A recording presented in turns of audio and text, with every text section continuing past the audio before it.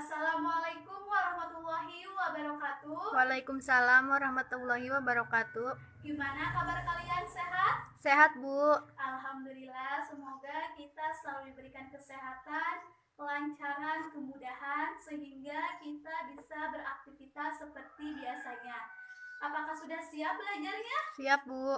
Baik, sebelum kita belajar, alangkah baiknya kita berdoa terlebih dahulu. Berdoa dimulai. Berdoa selesai. Baik, sebelum Ibu menjelaskan lebih lanjut, minggu kemarin kita membahas teks hikayat. Bahkan kita sudah menganalisis satu teks hikayat yang berjudul Si Miskin. Nah, coba di antara kalian ada yang masih ingat isi yang terkandung di dalam teks hikayat yang berjudul Si Miskin? Saya, Bu. Ya, silakan Putri.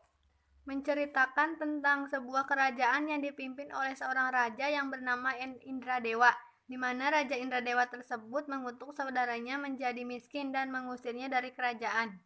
Ya, itu adalah isi yang terkandung di dalam teks hikayat yang berjudul Si Miskin. Nah, pasti di dalam teks hikayat tersebut itu mengandung beberapa nilai di dalamnya ya. Ya. Coba di antara kalian ada yang tahu ada nilai apa saja di dalamnya? Saya, Bu. Ya, silahkan Nina. Nilai sosial. Ya, bagus. Ada lagi? Saya, Bu. Ya, silahkan Putri. Nilai religius. Ya, ada lagi? Saya, Bu. Ya, silahkan Alda. Nilai moral. Ya, jadi di dalam teks hikayat yang berjudul Si Miskin itu mengandung beberapa nilai di dalamnya. Yang pertama, tadi ada nilai religi, di mana kita itu harus yakin kepada Tuhan bahwa Tuhan adalah yang mengatur hidup manusia. Yang kedua, tadi ada nilai sosial, di mana kita itu harus saling menolong dengan sesama, serta kita itu harus saling memberi kepada orang yang membutuhkan. Dan yang ketiga yaitu ada nilai moral. Jadi nilai moral yang dapat kita ambil di dalam teks hikayat yang berjudul Si Miskin itu di mana kita itu harus bijaksana dalam menghadapi kehidupan, serta kita itu harus sabar dan tawakal. Paham? Paham. Nah, itu adalah nilai-nilai yang terkandung di dalam teks hikayat yang berjudul Si Miskin. Nah, baik, pertemuan kali ini kita akan belajar mengembangkan cerita rakyat ke dalam bentuk cerpen, serta memperhatikan isi dan nilai-nilai di dalamnya. Jadi, pertemuan kita kali ini kita akan belajar membuat teks cerpen. Nah, sebelum kalian membuat teks cerpen, di sini Ibu akan mengingatkan kembali bahwa teks cerpen itu merupakan prosa baru di mana di dalamnya itu menceritakan tentang kehidupan seseorang. Dan ingat, di dalam teks cerpen itu hanya memiliki satu alur permasalahan. Dan teks cerpen itu menggunakan bahasa modern atau bahasa populer sehingga mudah dipahami oleh si pembaca. Dan ingat, di dalam teks cerpen itu mengandung 10.000 kata. Jika melebihi dari 10.000 kata, berarti itu bukan termasuk ke dalam cerita pendek. Nah, itu adalah yang dimaksud dengan teks cerpen. Paham? Paham. Baik, sebelum kalian membuat teks cerpen, kalian juga harus mengetahui terlebih dahulu, harus memahami terlebih dahulu langkah-langkah membuat teks cerpen yang baik dan benar. Nah, di sini Ibu akan menjelaskan satu persatu langkah-langkah membuat teks cerpen. Langkah pertama yaitu menentukan tema. Tema di sini itu merupakan topik pembicaraan yang ada di dalam cerita pendek. Nah, biasanya tema yang sering digunakan di dalam teks cerpen itu ada tema keagamaan, tema pendidikan, tema politik, dan masih banyak lagi tema-tema yang sering digunakan di dalam teks cerpen. Nah, Nah, contohnya di sini kita akan mengambil tema keagamaan. Paham? Paham. Nah, langkah kedua yaitu menentukan jenis cerpen. Nah, ketika kalian ingin membuat teks cerpen, kalian harus menyesuaikan antara tema dengan jenis cerpen yang kita pilih supaya sesuai. Biasanya jenis cerpen yang digunakan di dalam teks cerpen tersebut itu ada jenis cerpen religi, ada jenis cerpen romantis, ada jenis cerpen kepahlawanan, dan itu masih banyak lagi jenis-jenis cerpen yang sering digunakan di dalam teks cerpen. Nah, tadi contohnya Ibu mengambil tema keagamaan. Nah, berarti tema keagamaan itu termasuknya ke jenis cerpen religi karena di dalamnya itu menceritakan hal-hal yang berkaitan dengan keagamaan. Paham? Paham. Nah, langkah ketiga yaitu membuat alur cerita. Nah, alur cerita di sini itu merupakan rangkaian peristiwa yang ada di dalam cerita tersebut. Nah, alur peristiwa itu dibagi menjadi 3, yaitu ada alur maju. Alur maju di sini itu menceritakan masa sekarang. Contohnya di dalam cerita tersebut itu menceritakan dari mulai dia lahir sampai dia meninggal. Nah, itu termasuknya ke dalam alur maju. Yang kedua yaitu ada alur mundur. Nah, alur mundur di sini itu menceritakan di mana ada salah satu tokoh yang menceritakan atau mengingatkan masa lampau atau masa yang telah terlewati. Dan yang ketiga yaitu ada alur campuran. Ya, alur campuran di sini itu di mana di dalam cerita tersebut itu menggunakan alur maju dan alur mundur. Nah, itu yang dimaksud dengan alur campuran. Paham? Paham, Bu. Baik, langkah selanjutnya yaitu membuat atau menentukan tokoh dan penokohan. Nah, ingat ya, tokoh dan penokohan itu beda. Kalau tokoh itu orangnya, kalau penokohan itu adalah watak atau karakteristik yang dimiliki oleh si tokoh tersebut.